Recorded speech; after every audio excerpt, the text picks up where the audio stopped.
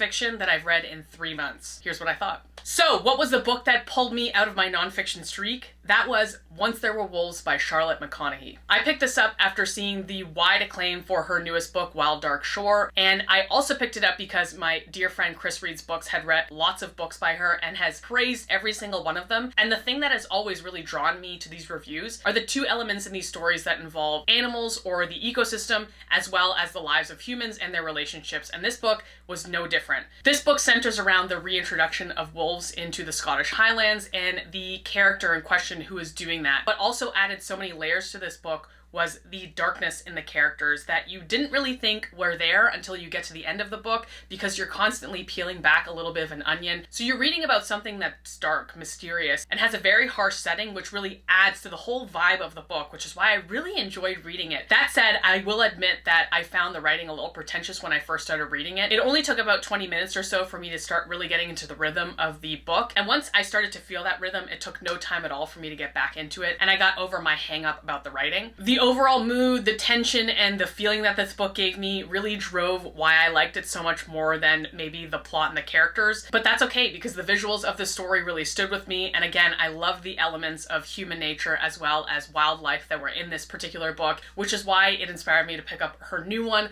Wild Dark Shore. So if you were wondering if I'm going to read her again, I definitely am.